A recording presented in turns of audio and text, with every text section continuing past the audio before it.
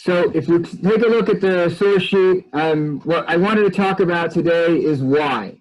That's the big question that everybody's asking. As we all know, we are under a pandemic that hasn't been felt the likes of for 100 years. Every day seems like a week, every week seems like a month. And so locked in our homes, people are beginning to ask this question, why?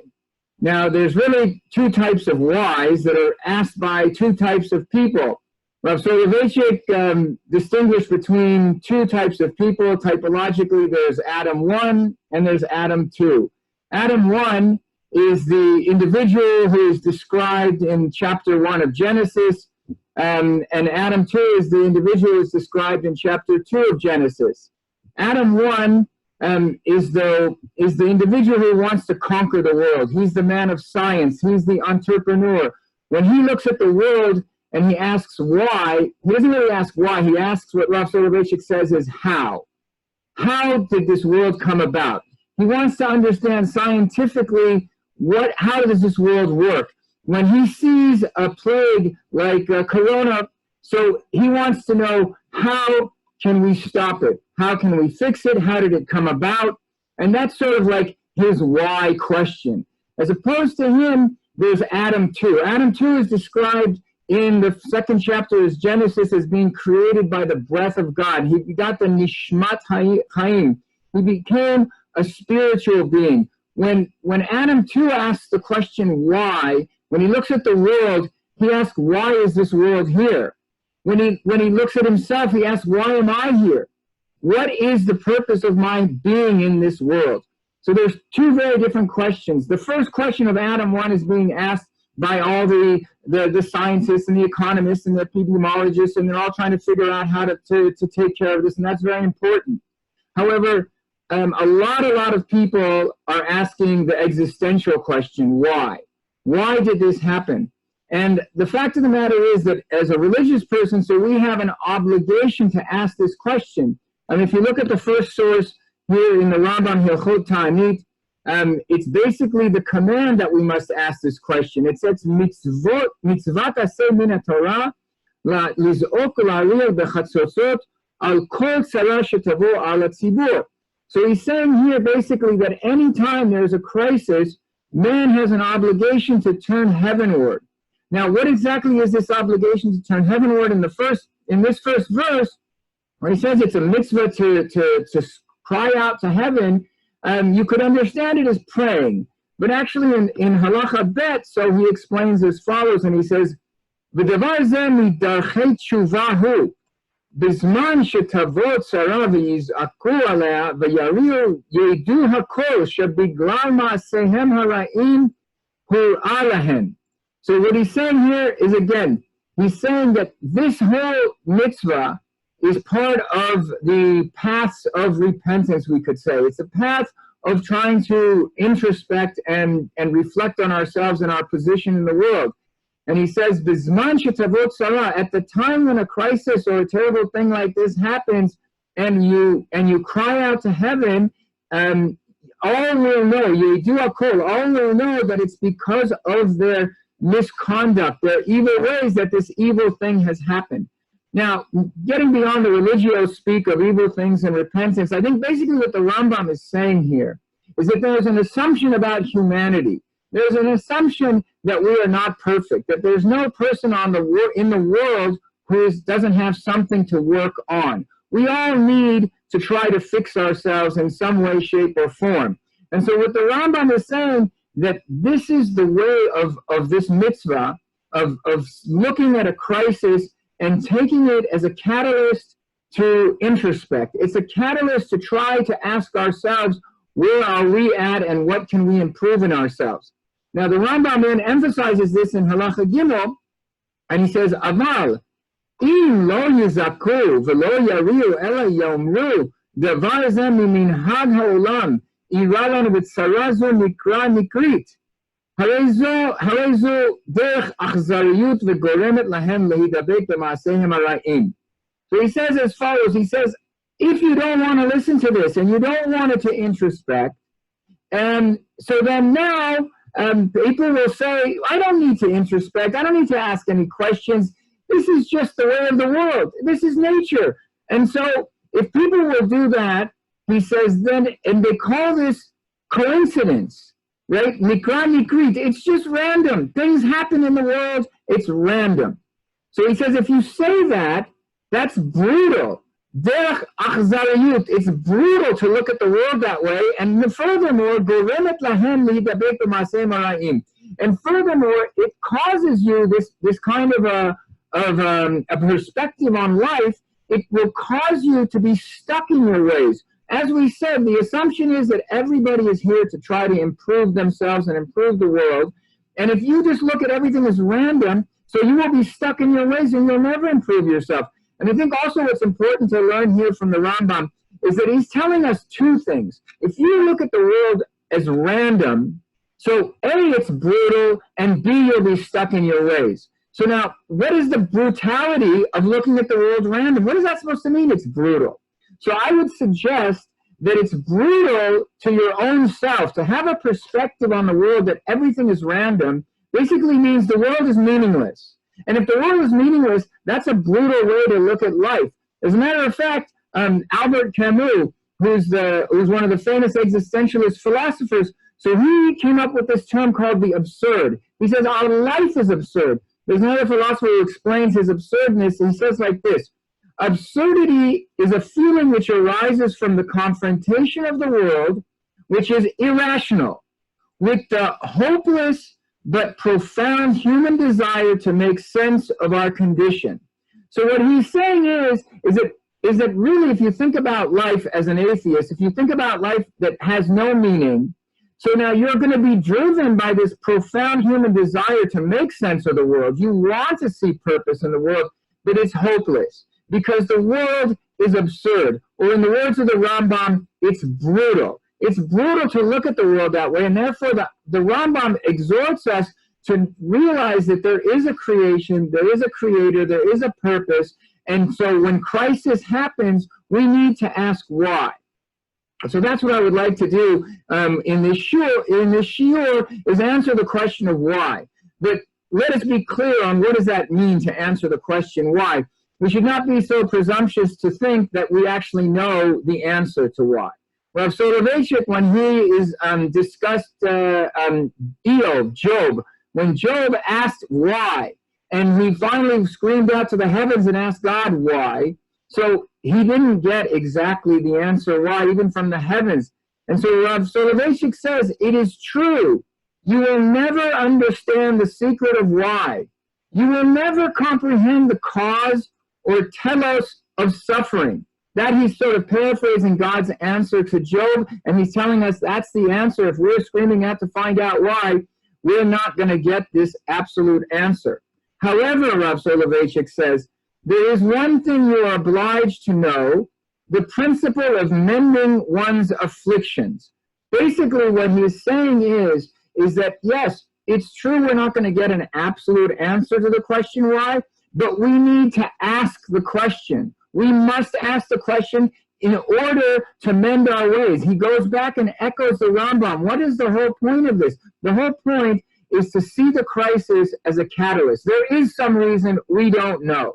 Okay, we're not going to come up with the actual reason, but every person needs to look at themselves and find an answer to that why on a personal level. Now, because this is a global pandemic, so many people are taking their personal reasons to the public. And so that's what I would like to do with you today, is not actually give you some reason that I've come up with, but rather I would like to go through 5 different reasons that I've read in the press in the last week. And actually I'm beginning to reread them through other places. And these are really sort of the ideas that are being echoed throughout the world as to the reason why, or rather what we should do with this. How are we to mend our ways, which is what Rav Soloveitchik says we should ultimately be trying to do when asking this question why. So the first answer is actually comes from Rav Yaakov Ariel, who's the rabbi in Ramat Gan.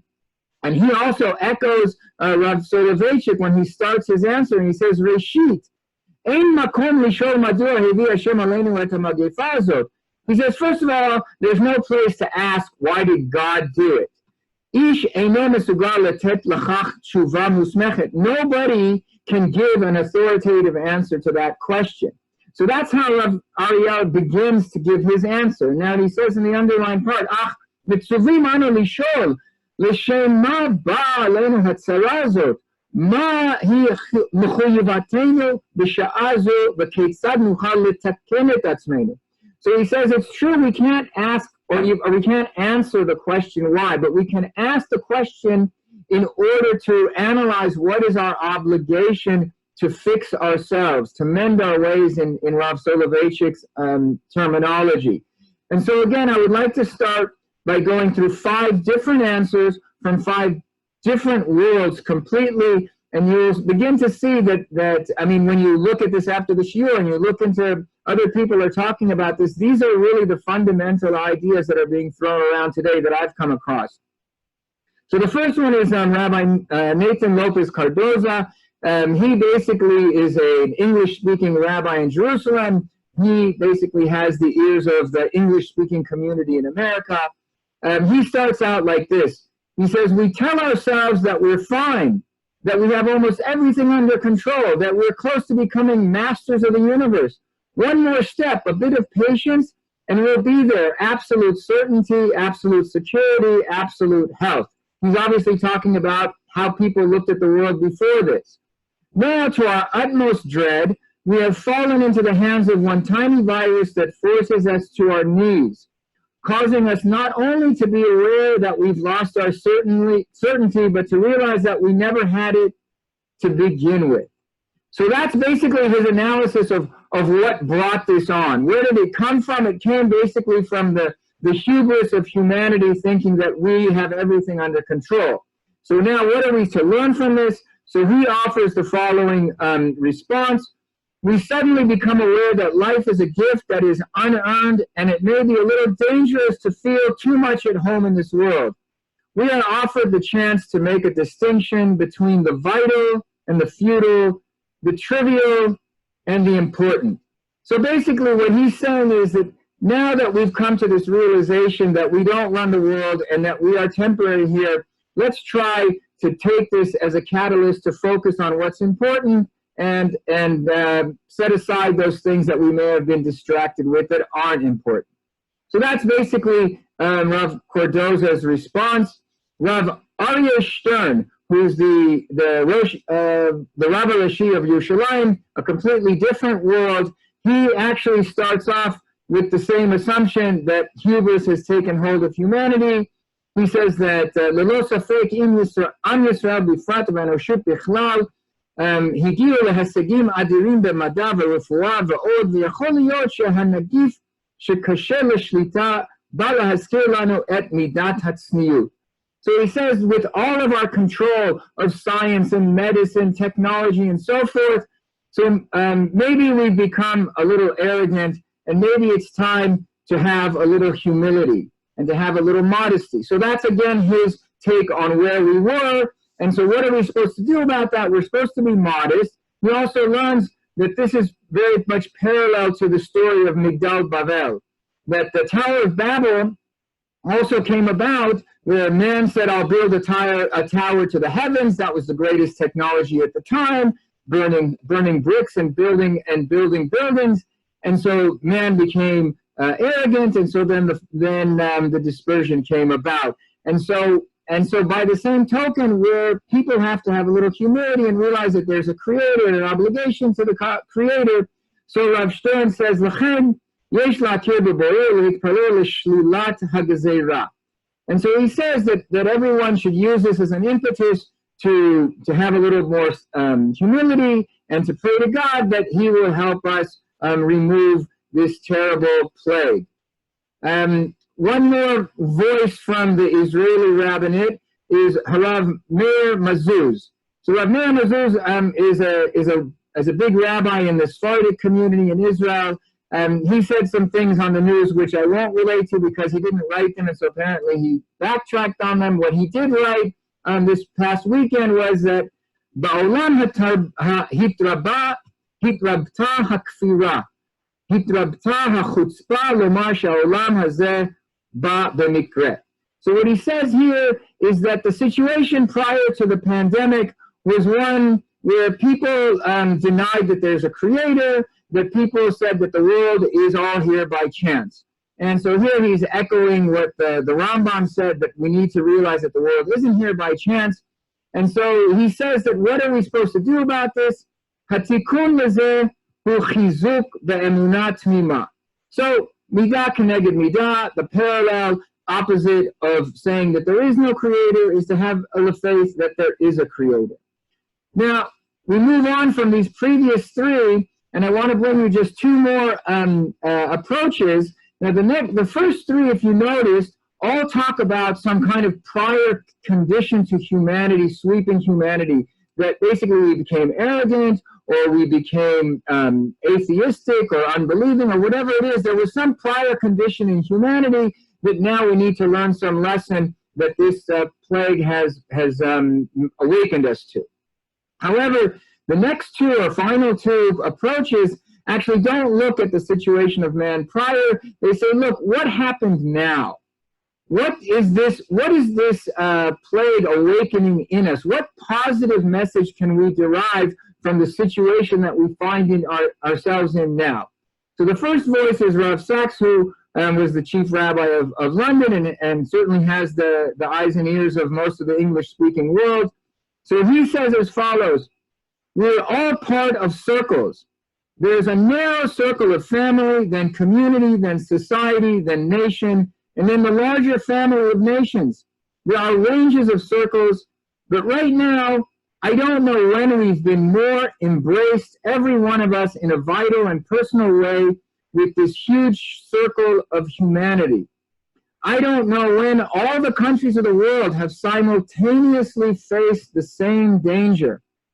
And so he goes on and he says, he goes on and he says, and we are going to come through this with young people. Every single individual who lives through it will feel a much stronger sense of identification with others, a much stronger commitment to helping others. This, in a tragic way, is probably the lesson we needed as a nation and as a world. Our present situation leads us to a revelation of the inescapable, interlinked nature of our humanity, the covenant of human solidarity, the thing that makes each of us not only an I, but a part of the greater human we. And so basically what Rav Sachs says is that what this plague has done is brought the entire world to the realization that we are all people and we are all vulnerable to those same kinds of things, and so that we should all realize that there is some kind of solidarity between human beings, whether within the nation or within the family of nations. And so the message that we need to answer, or that we take from this why question, is that we all need to work on this feeling of human solidarity. Now, this idea is actually echoed from another corner of the world by a guy by the name of Dr. Larry Brilliant. So Larry Brilliant, I read this article in Wired, you can see from last week. He is one of the doctors responsible for eliminating smallpox. So he was interviewed about how to deal with this pandemic, how do we deal with disease crisis, and so forth. It's a whole long interview where he answers as the academic, as a doctor, and then he gives the following sort of faith answer. And after I read his faith answer, I said, who is this guy? I mean, is he Jewish? Turns out his name is not Larry Brilliant. Originally, his name is Label Buladentov. Label Buladentov is the grandson of Russian Jewish immigrants to the United States, and he's actually very proud of his Jewish heritage. I can't say if he's religious or not, but you'll see from his writings what kind of a person he is. So the last question of the interview said, is there any way to see a brighter side to this pandemic? And he answers, well, I'm a scientist, but I'm also a person of faith. So now that's an amazing statement, because, you know, we started off this talk with the dichotomy that Rav Soloveitchik said that there's Adam 1 and Adam 2. And I sort of like implied that as if there are two Adams roaming the earth. But really, Rav Soloveitchik says the idea is that there's Adam 1 and Adam 2 in each and every one of us. And we all need to try to come in touch with these two Adams and express them as needed. And so here, Larry Brilliant is saying, I am a scientist, I am Adam 1, but I'm also a person of faith, I am Adam 2. And so now what does he have to say as this unique combination that Rav Soloveitchik would see as the ideal? He says, I can't ever look at something without asking the question of, isn't there a higher power that in some way will help us to be the best version of ourselves that we could be? So I would say that he's really echoing exactly what the Rambam told us to do, to ask ourselves the question of why. Not for the absolute answer of why did God do this, but for the absolute guidance of ourselves to improve ourselves. How can we be the best version of ourselves? I would say that's a great modern way of expressing what the Rambam said when he said it's darkei tshuva. And so he goes on and he says, I thought we would see the equivalent of empty streets in the civic arena, but the amount of civic engagement is greater than I've ever seen. I'm seeing young kids, millennials who are volunteering. I'm seeing heroic nurses, doctors who fearlessly go into the hospitals to work. I've never seen this kind of volunteerism I'm seeing. So one message that he's bringing from this is that we need to try to be a little bit more volunteeristic. And what's really interesting, I wanted to just insert this, since we quoted Camus on the negative at the beginning, I'd like to quote him positively. So he wrote a book that's flying off the shelves today. They're selling out of it in every bookstore. It's called The Plague. He wrote it in the 50s. He said here, what we learn in times of pestilence, that there are more things to admire in men than to despise. And so that's also, I think, a very positive message that we should all try to be doing. It's a message from Rabbi Nachman of trying to look at the positive in every person. But then Larry Brilliant goes on and he has another message, which is very much parallel to Rav Sachs, but I think it's worth going over. He says the virus is an equal opportunity infector. And it's probably the way we would better if we saw ourselves that way, which is much more alike than different. And so I think that's really the critical message from this whole episode is, again, that this virus is attacking everybody in the world. It doesn't matter the color of your skin. It doesn't matter your religion or your geographic location. The virus is spread over the entire world, and it's attacking everybody equally, as Larry Brilliant says, an equal opportunity infector. And what we should learn from this is that we are more alike than we are different. And this should definitely try to build within us this ability to see that human solidarity that Rav Sachs was talking about. Now, being that I'm learning Jewish philosophy, I'd like to bring in one more Jewish philosopher to expand on Larry Brilliant and Rav Sachs's message. So Levinas, we won't go through the quotes, I'll just explain to you that Emmanuel Levinas is the philosopher who emphasized the other, of really trying to build the true ethical relationship with the other. And what I think is important for us to understand is the takeoff from what Rav Sachs and Larry Brilliant spoke about seeing everyone as equal, that the virus is an equal opportunity infector. And it's true that in order for us to have a more ethical relationship with people, we have to realize that they are like us. We can build an empathy for other people, and then we can be better towards them. However, Levinas says that's a very low level of the ethical relation, and that there's a higher level that we all need to try to aspire to, and that is that as much as we are alike, we are actually very different from each other. I am different from you, you are different from your neighbors, Am Yisrael is different from other Amim. We are all different peoples. And so on the one hand, we are very much the same. We share the same humanity. But we are also very different, and it's very obvious that we are very different in very different ways. As a matter of fact, Levinas tells us to appreciate the fact that we're all infinitely different, and that the true ethical relation comes from that realization that on the one hand, we are the same, but on the other hand, I need to respect you because of your difference. I don't need to respect people who are only like me. That's a very low level of the ethical relation. We need to work on the fact that now that we realize that we're all one humanity, one people, we also need to be able to learn to respect and honor and appreciate the otherness in every other person or every other nation. Everybody has something to contribute to this world that we're living in. And so that brings us more or less to the summary of this whole talk. I bring us back to Rav Yaakov Ariel. So we brought his introduction. He actually brings 4 different points, which are more or less the 4 out of the 5 different reasons that we spoke about trying to focus on the fact that we should have a little humility, we should focus on what's important, we should focus on the fact that we're all one people, we should focus on the fact that we need to try have a little bit more emunah, more faith, and with all of that, again, I want to summarize from the beginning what we said, and that is that we can't answer the why, but we have an obligation to ask ourselves, how do we respond? And so I would encapsulate it maybe best in Viktor Frankl's words, who says, when we are no longer able to change a situation, we are challenged to change ourselves. And so with that, I would like to say that that God should help us all to be the better version of ourselves, as Larry Brilliant said, and God should help us to connect to our Adam 1 and get rid of this plague as soon as possible. Thank you very much. If you want